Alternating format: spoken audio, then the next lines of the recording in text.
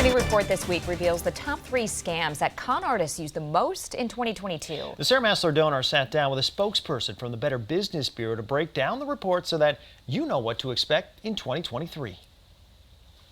We have Tiffany Schultz with us from the Better Business Bureau. Tiffany, thanks for being here. Thanks for having me today. So today we're talking about the top scams of 2022. You guys had a lot of trends last year. So let's start out with the top 3 biggies that people were seeing. So the first one we're going to talk about here, we have online purchase scams. So tell us a little bit about what we were seeing with those. Recently, we released our 2022 scam tracker data, and at no surprise came in online purchase scams at the #1 spot. This is the 3rd year in a row since COVID. And what happens is people are looking for something that they can't find in a store, or they see something cute online and they click the link and it leads them to a fake website. When you're shopping online, it's really important to check out unfamiliar retailers. Okay. Look at the page. Does it start with an HTTP or an HTTPS? That S is going to stand for secure. Oh, okay. Along with that lock symbol in the web address. Look for spelling and grammatical errors. A professional website is always going to be free and clear of errors. And then contact information. Does it have an address? Does it have a working phone number?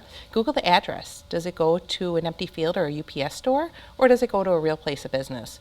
Those should give you a pretty good idea of if you're dealing with a real website.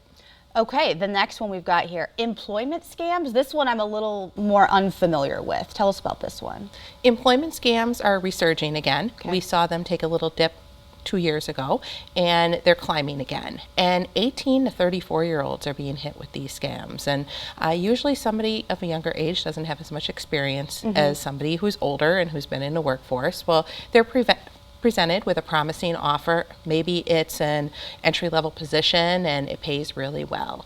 They go through the hiring process and it's usually a virtual interview and they get hired, sometimes even on the spot. Yeah. It's a fake company. It's not real. It's a Oh company my that doesn't gosh. exist.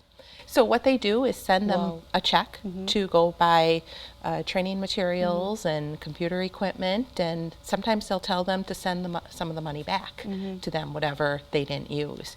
Well, come to find out, they maybe even filled out paperwork with their social security number, their banking information, and they've been caught in a scam with a non-existent company. Okay, so be on the lookout for those. They were a top one last year, resurging. Then last one of the top 2022 scams, cryptocurrency scams on the rise. Let's talk about it.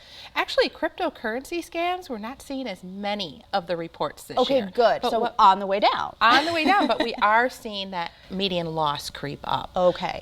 So that's something to look out for too. Even though it isn't falling in those top 2 anymore, the median dollar loss is creeping upwards. So something to watch out for. Before we go here, because we're running out of time, I do want to talk about text message scams. They increased almost 40%. They were up 12.7%. Talk about this newer tactic a little bit before we go. Scammers have realized that we've caught on to them with all of those robocalls that we're receiving and all those scam calls. So how do they cut through the noise? They're using text messaging. And it's really important that if you get one of these scam texts, that you don't respond stop to it. Because if you're responding stop to it, you're just graduating yourself to another list because they've reached a working phone number. Do not click on any links. Clicking on that link could lead you to a fake website that's phishing for information, or it could be downloading spyware or malware to your device. And if that happens, you're giving access to the scammer. So just go ahead and delete those texts if you receive them. Okay, Tiffany, thank you for this information. We're going to put it on our website so that you all can get that for yourselves. And then, of course, you can track scams on bbb.org. Tiffany, thank you. Thanks for having me today. Back to you guys.